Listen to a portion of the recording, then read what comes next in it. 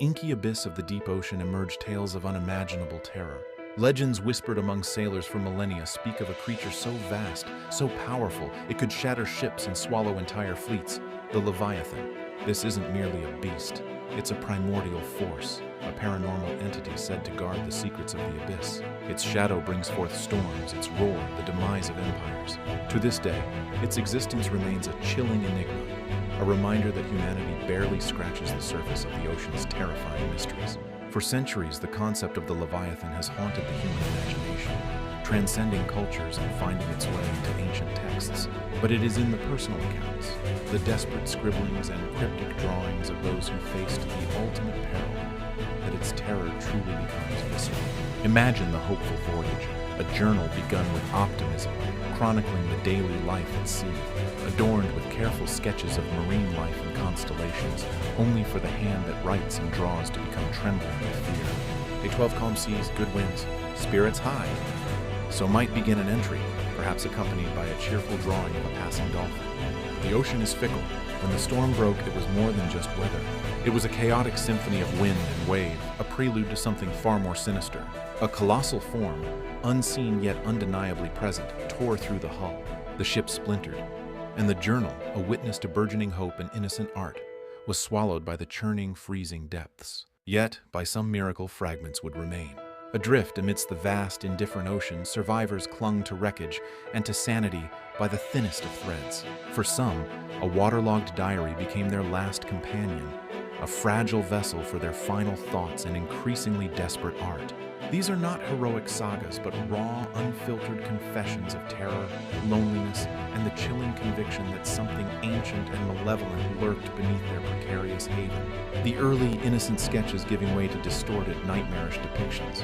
Day 3, no land. Water running low, my throat burns.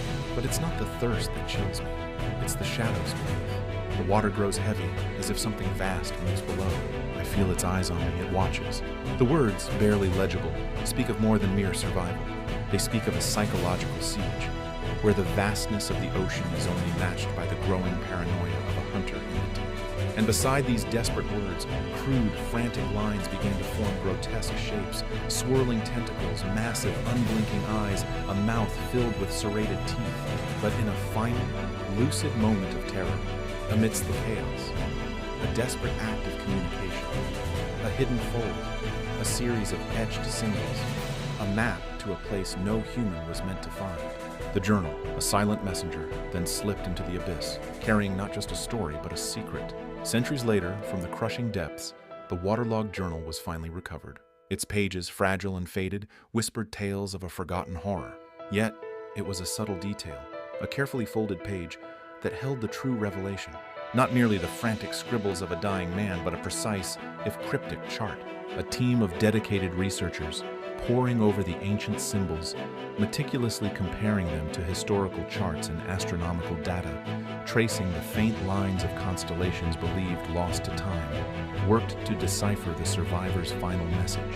Their efforts unveiled what was once thought impossible, a set of coordinates leading to an uncharted anomaly deep within the Marianas Trench. And what they found, even in initial deep-sea scans of that region, was chilling.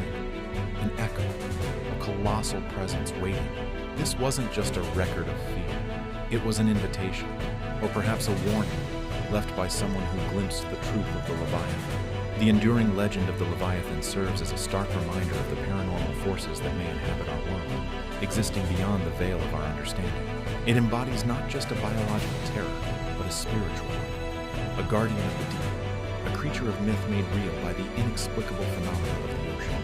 And now, armed with a map painstakingly decoded from a forgotten survivor's last testament, confirmed by modern sonar pinpointing an impossible structure or being deep within the Marianas Trench, the enigma deepens. The Leviathan still lurks, but its lair may no longer be a mystery. The journey to its domain, perhaps, is about to begin. The terrifying concept of the Leviathan, a colossal sea creature embodying chaos and primordial power, is not confined to a single culture.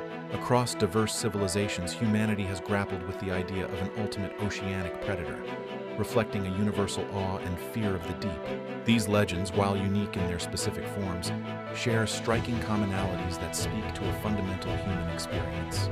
In the Hebrew Bible, the Leviathan is a creature of immense power, described in the book of Job with impenetrable scales and fiery breath, a king over all proud beasts. It represents the untamed forces of nature, a monstrous sea serpent that only God can subdue. This biblical narrative profoundly influenced later Jewish traditions, where the Leviathan often features as one of three cosmic monsters alongside Behemoth and Ziz, destined to be consumed at the end of days. Yet the roots of this terror stretch back even further into the ancient Near East. The Canaanite mythology speaks of Lotan, a multi-headed sea serpent, often seen as a direct precursor to the biblical Leviathan. Similarly, in Sumerian mythology, Tiamat, a primordial goddess depicted as a monstrous sea dragon, embodied the chaotic waters that existed before creation. These figures highlight a recurring theme, the cosmic struggle between order and the destructive potential of the deep. Across the globe, other cultures echo this sentiment.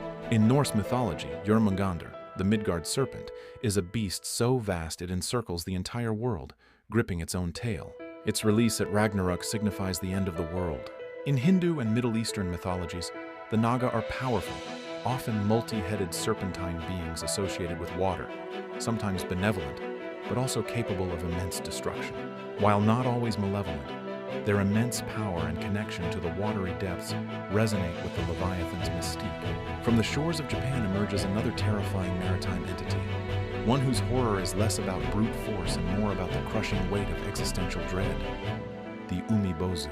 Unlike other monsters that destroy with malice, the Umibozu rises with an unsettling, silent inevitability, a void made manifest. Fishermen caught in its presence describe a sudden, unnatural calm, a chilling stillness that swallows sound as a colossal, featureless head, blacker than the night sky, slowly surfaces. Its eyes are not glowing with malice, but are absolute, light-devouring voids that reflect nothing, promise nothing, and demand nothing.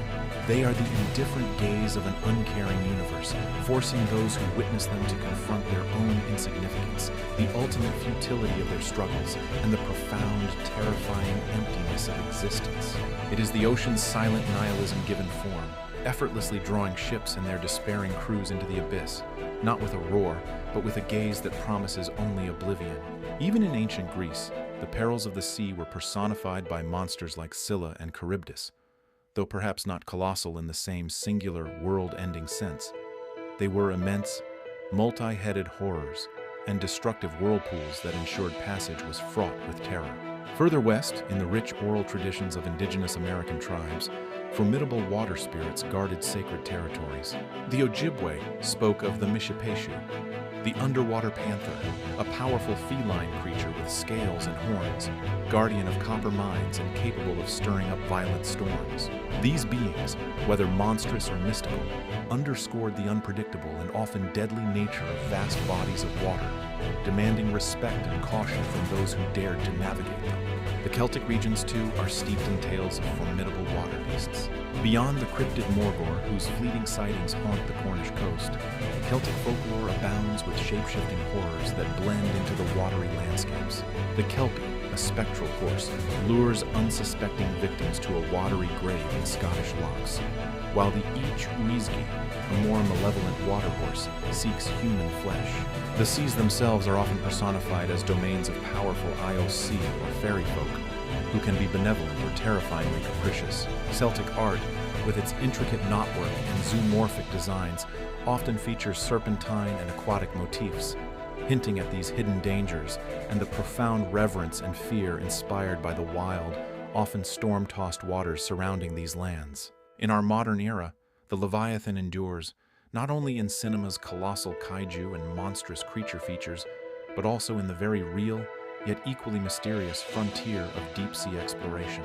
As advanced submersibles push further into the abyssal plains and hydrothermal vents, they uncover ecosystems and creatures so alien they challenge our understanding of life itself.